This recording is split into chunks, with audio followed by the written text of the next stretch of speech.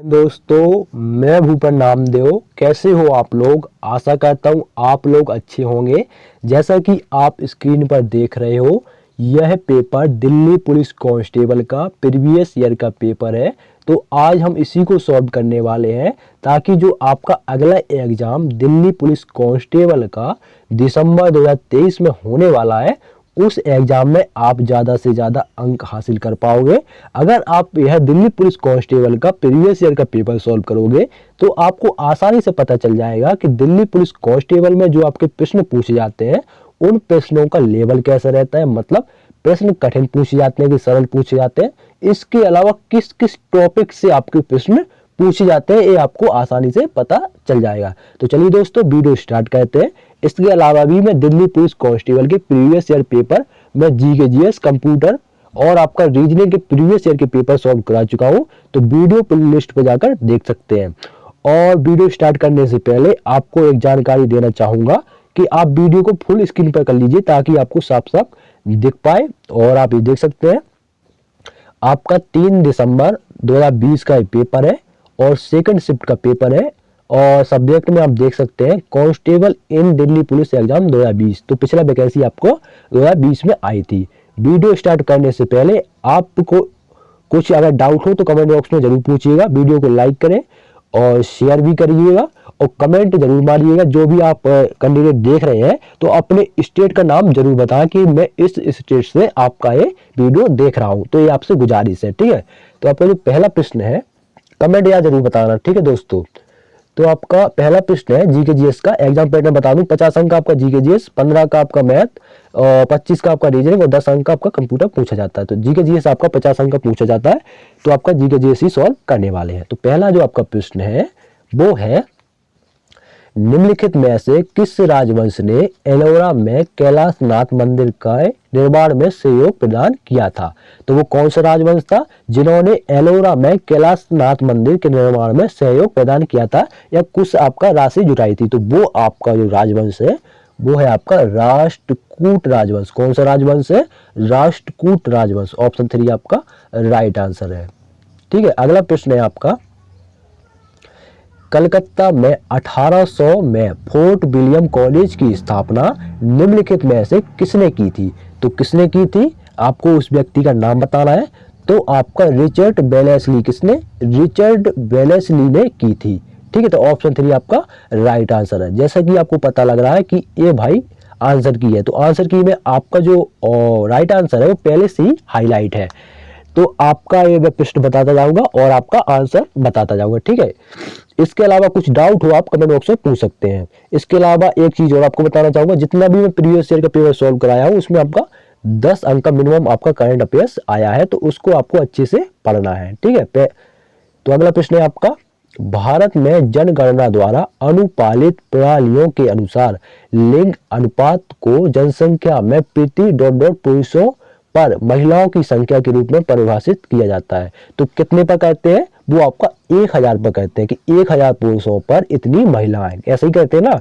तो वैसे ही जैसे कि आपका सबसे ज्यादा लिंग अनुपात किस राज्य का है? वो है आपका केरल का। किस राज्य का सबसे ज्यादा लिंग अनुपात है? केरल का। सबसे कम किसके राज्य का है? वो आपका हरियाणा का, ठीक है ना। 877 कुछ है, ठीक है।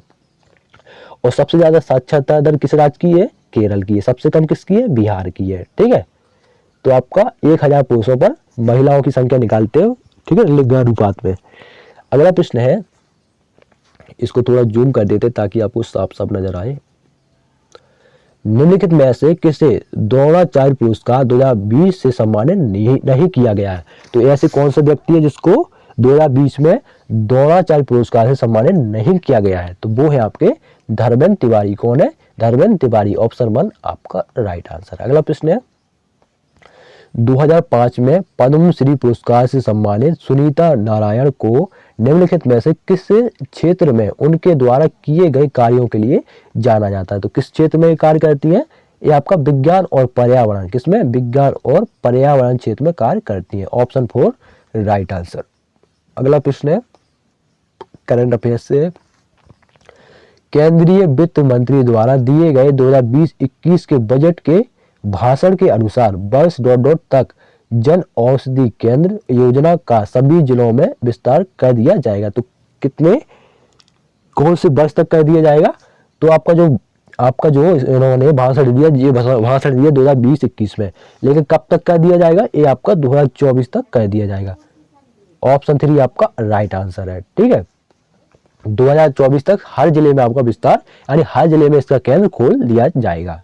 अगला प्रश्न है, सांची का महान स्तूप निम्नलिखित में से किस राज्य में स्थित है? तो ये आपका मध्य प्रदेश में स्थित है। ये वाला प्रश्न बहुत रिपीट होता है, इसको आप नोट कर लीजिए। ठीक है, मध्य प्रदेश में स्थित है और अशोक ने बनवाया था, जो आपके मौर्य वंश से संबंधित थे। किसने बनवाया था? अशोक ने बनवाया था।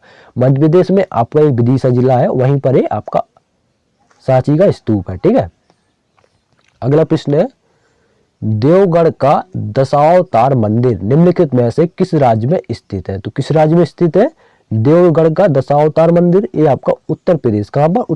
उत्तर प्रदेश में स्थित है।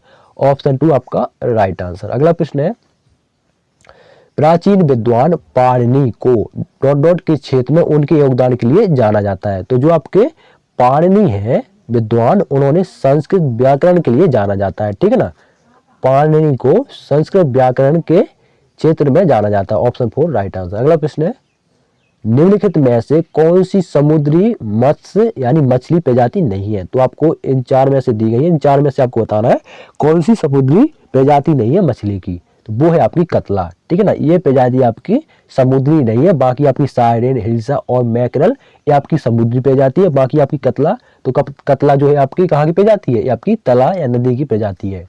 ठीक है, मछली की। अगला प्रश्न है, वन अरेंजर्ड मर्डर नामक पुस्तक के लेखक या लेखिका कौन है? तो जो आपकी वन अरेंजर्ड मर्डर पुस्तक है, उसके जो लेखक है वो है आपके चेतन भगत। कौन है?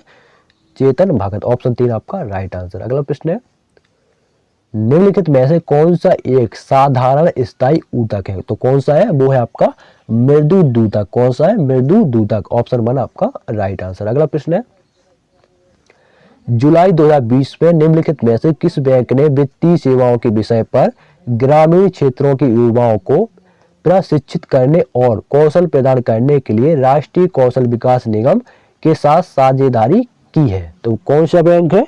वो है आपका एयरटेल। कौन सा? Airtel payment bank. कौन है? Airtel payments bank.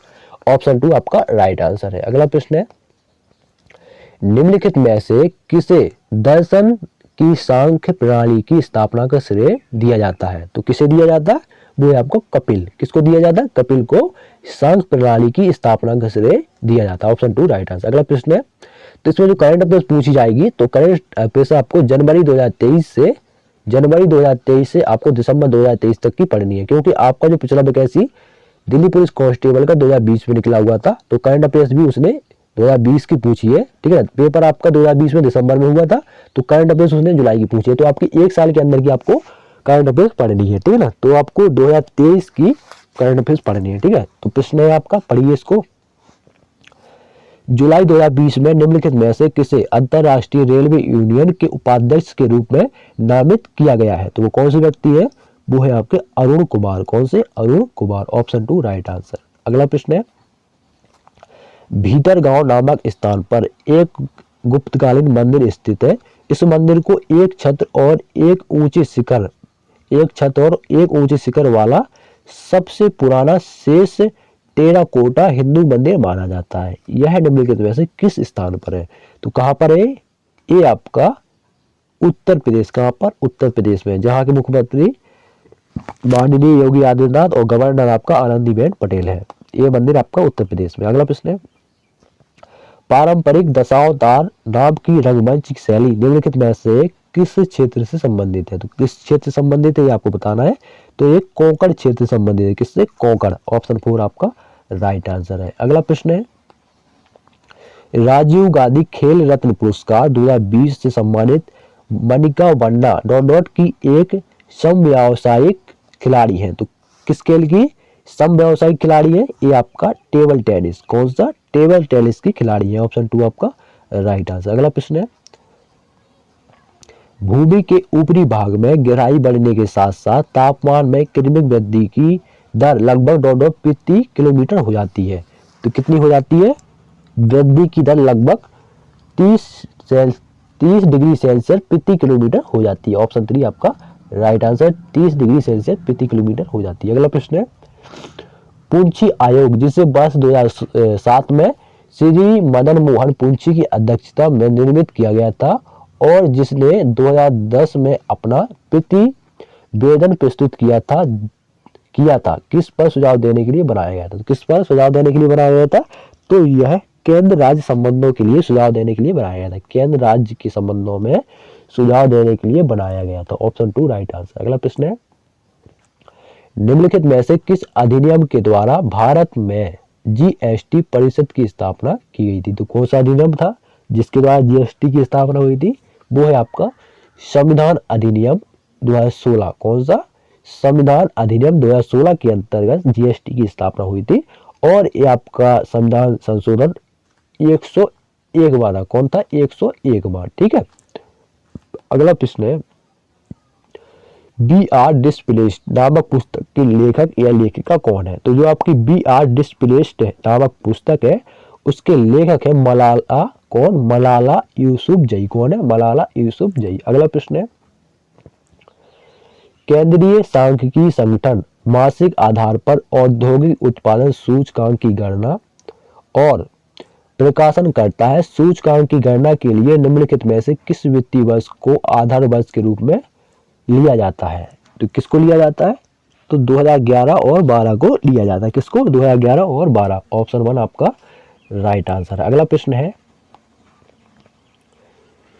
चोल प्रशासन के संदर्भ में वेटी शब्द का डॉट डॉट होता है। तो चोल प्रशासन का जिस समय था उस समय पे जो आपका बेटी शब्द प्रयोग किया जाता था, वेटी, वो आपका कर से किससे संबंधित था? कर से संबंधित लिया जाता था। उस समय जिस बेटी कहा, अगर उन्होंने बेटी कहा तो उसका मतलब है कर। ठीक है ना। ऑप्शन 4 आपका राइट आंसर। अगला प्रश्न है, भारतीय रिजर्व बैंक की मौद्रिक नीति समिति में कुल कितने सदस्य होते हैं? कितने सदस्य होते हैं? तो 6 सदस्य होते हैं। ऑप्शन 4 आपका राइट आंसर। अगला प्रश्न है, निम्नलिखित में से किसे कोशिका के आत्मघाती थैले के नाम से भी जाना जाता है? तो किसको जाना जाता है? वो है आपका लाइसोसोम। किसको जाना जाता है? लाइसोसोम को जाना जाता है। Option 3 right answer. अगला प्रश्न है, आर्थिक सर्वेक्षण 2019-20 के अनुसार 2015-16 के बाद औसतन 5 व्यक्तियों वाला एक परिवार प्रतिदिन 2 शाकाहारी थालियों का भोजन करता है। उस घर में प्रतिवर्ष औसतन लगभग रुपये की कमाई होती है, आमदनी होती है। तो कितनी होती है? वो होती है आपकी 10,887। कितनी होती है? 10,887 रुपये की महीने में कमाई होती है। अगला प्रश्न है, क्लोज टू द बॉन्ड नामक पुस्तक के लेखक या लेखक कौन है? तो जो आपकी क्लोज टू द बॉन्ड जो आपकी पुस्तक है उसके जो लेखक है या लेखिका है वो है आपकी लिसा रे। कौन है? लिसा रे। ऑप्शन 4 आपका राइट आंसर। अगला प्रश्न है, सिकंदर की मृत्यु के बाद चंद्रगुप्त मौर्य द्वारा पराजित हुए सिकंदर के सेनापति का नाम क्या था? क्या था? वो था आपका सेल्यूकस निकेटर। कौन था? Seleucus Nicator. ऑप्शन 2 आपका राइट आंसर। ये प्रश्न आपका पूछा जाता है, सेल्यूकस निकेटर।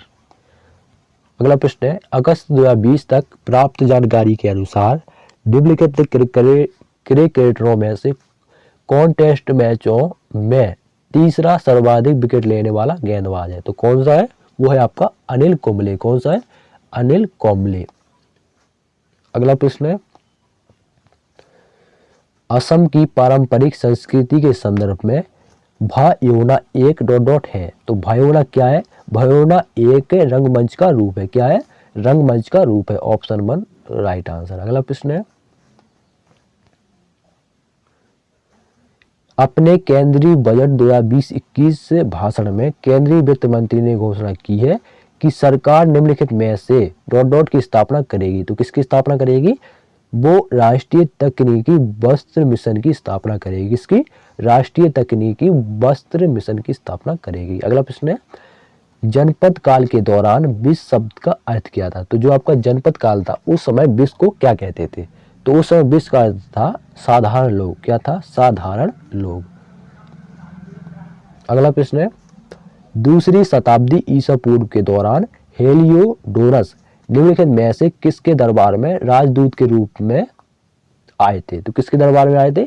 वो आपके भगवर्ध। किससे? भगवर्ध भद्र के दरबार में आए थे राजदूत के तौर पर। अगला प्रश्न है, निम्नलिखित में से कौन कभी भी लोकसभा के सभापति नहीं रहे या रही? तो कौन नहीं रहे? वो है आपके प्रतिभा पाटिल। प्रतिभा पाटिल कभी भी लोकसभा की सभापति नहीं रही। अगला प्रश्न है, निम्नलिखित में से कौन सी झील एक गड्ढे से बनी है जिसका निर्माण उल्कापिंड गिरने से हुआ था? तो कौन सी झील है? वो है आपकी लोनार झील। कौन सी झील है? लोनार झील। ऑप्शन 3 आपका राइट आंसर है। अगला प्रश्न है, भारत के संविधान के निम्नलिखित भागों में से कौन सा भाग मुख्य रूप से संघ और राज्यों के बीच संबंधों से संबंधित है? तो कौन सा भाग है? वो है भाग XI। कौन सा भाग है? भाग XI। ऑप्शन 4 आपका राइट आंसर। अगला प्रश्न है, ऊर्जा के एक आदर्श पिरामिड में यदि हरे पौधे द्वारा 500 जूल सौर ऊर्जा ग्रहण की जाती है तो केवल पौधों द्वारा अवशोषित करके रखी जाएगी और बाकी पर्यावरण में लुप्त हो जाएगी। तो कितनी अवशोषित करके रखी जाएगी? तो 5J अवशोषित, J का मतलब जूल होता है। 5 जूल पौधों द्वारा अवशोषित करके रखी जाएगी, बाकी पर्यावरण में लुप्त हो जाएगी। Option 3 right answer. अगला प्रश्न है, केंद्रीय बजट 2020-21 के अनुसार निम्नलिखित में से कौन सी बीमारी 2025 तक भारत से उन्मूलित हो जाएगी या समाप्त हो जाएगी? तो कौन सी बीमारी है? वो है आपका क्षय रोग। कौन सी बीमारी? क्षय रोग या टीबी। ठीक है, टीबी 2025 तक समाप्त हो जाएगी। अगला प्रश्न है, लैक्टोमीटर की कार्य प्रणाली निम्नलिखित में से किस पर आधारित होती है? तो लैक्टोमीटर का जो उपयोग किया जाता है वो दूध में आपका पानी का पता लगाने के लिए किया जाता है, दूध की शुद्धता पता लगाने के लिए किया जाता है। तो जो आपकी लैक्टोमीटर की कार्य प्रणाली है वो आपका आर्किमिडीज के सिद्धांत पर कार्य करती है। ऑप्शन 2 आपका राइट आंसर है। अगला प्रश्न है, निम्नलिखित में से कौन सी झील श्रीहरिकोटा द्वीप द्वारा बंगाल की खाड़ी में अलग होती है? तो वो कौन सी झील है? वो है आपकी पुलिकट झील। कौन सी झील? पुलिकट झील। ऑप्शन 3 आपका राइट आंसर। अगला प्रश्न है, सितंबर 2020 में निम्नलिखित में से किसे राज्यसभा के उपाध्यक्ष के रूप में निर्वाचित किया गया? तो किसको निर्वाचित किया गया? वो है आपके हरिवंश नारायण सिंह को। किसको? हरिवंश नारायण सिंह को। अगला प्रश्न है, क्रिकेट खिलाड़ी सिमरॉन हेटमायर कहाँ के थे? तो जो आपके क्रिकेट खिलाड़ी है सिमरॉन हेटमायर, ये आपके वेस्ट इंडीज के खिलाड़ी थे। कहाँ के? वेस्ट इंडीज के क्रिकेट के खिलाड़ी थे। Option 4 right answer. अगला प्रश्न है हिस्ट्री से, नरसिंह प्रथम जिन्हें मामल्ल के नाम से भी जाना जाता था राजवंश के शासक थे। तो जो आपके नरसिंह प्रथम थे ये आपका पल्लव राजवंश के शासक थे। ऑप्शन 3 आपका राइट आंसर पल्लव। अगला प्रश्न है, पादप के निम्नलिखित भागों में से कौन सा भाग धनात्मक गुरुत्वानुवर्तन दर्शाता है? तो कौन सा भाग है? वो है आपका जड़। ठीक है, जड़ आपका धनात्मक गुरुत्वानुवर्तन दर्शाता है। ऑप्शन 2 आपका राइट आंसर। अगला प्रश्न है आपका इंग्लिश में दे दिया, which of the following is not a constitutional post in India? तो इसका राइट आंसर है सॉलिसिटर जनरल। क्या है? Solicitor general. इसको हिंदी में ट्रांसलेट कर लीजिएगा। अगला प्रश्न है, भारत की जनगणना में निम्नलिखित में से किस वर्ष में पूर्ववर्ती जनगणना की तुलना में भारत में लिंगानुपात में वृद्धि दर्ज की गई थी? तो किस वर्ष आपका लिंगानुपात में वृद्धि हुई थी? 1981 में। कब हुई थी? 1981 में। और लिंगानुपात कितने में से कितना नापा जाता है? लिंगानुपात 1000 पुरुषों पर नापा जाता है। 1000 पुरुषों पर कितनी महिलाएं हैं? ठीक है ना, ऐसे नापा जाता है। सबसे ज्यादा लिंगानुपात बिहार का है, सबसे ज्यादा लिंगानुपात केरल का है, सबसे कम किसका है? हरियाणा का है। सबसे ज्यादा साक्षरता दर केरल की है, सबसे कम बिहार की है। ठीक है, तो 1981 में सबसे अधिक था। अगला प्रश्न है, जून 2020 में वैश्विक rating agency Standard and Poor's ने वर्ष 2021-22 के दौरान भारत की वास्तविक जीडीपी की वृद्धि का अनुमान पर लगाया था। तो कितने पर लगाया था? उसने 8.5% पर लगाया था। 8.5% पर लगाया था। तो ऑप्शन 3 आपका राइट आंसर। अगला प्रश्न है, बेकिंग सोडा सॉल्यूशन गिव्स ए ग्रीन कलर। बेकिंग सोडा जो होता है ना आपका खाने वाला सोडा, NaNO3, ठीक है ना, सोडियम नाइट्रेट, ऐसे ही होता है। होता होगा NaOH होता है, ऐसे होगा, सोडियम हाइड्रोक्साइड ऐसे कुछ उसका नाम है, ठीक है, मुझे ध्यान नहीं आ रहा।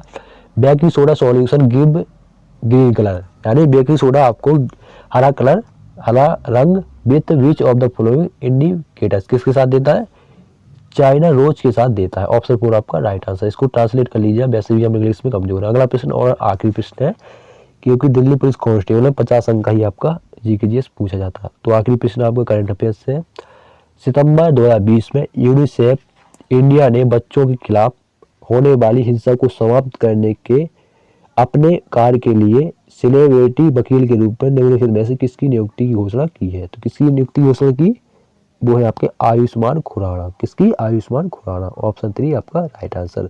तो ये थे आपके जीके जीएस के 50 प्रश्न। वीडियो कैसा लगा कमेंट बॉक्स में जरूर बताएं। इसके अलावा आपको वीडियो में कुछ डाउट हो तो आप कमेंट बॉक्स में पूछ सकते हैं, और किस स्टेज से आप हो ये जरूर बताएं। मिलते हैं किसी नेक्स्ट वीडियो में, तब तक के लिए जय हिंद जय भारत।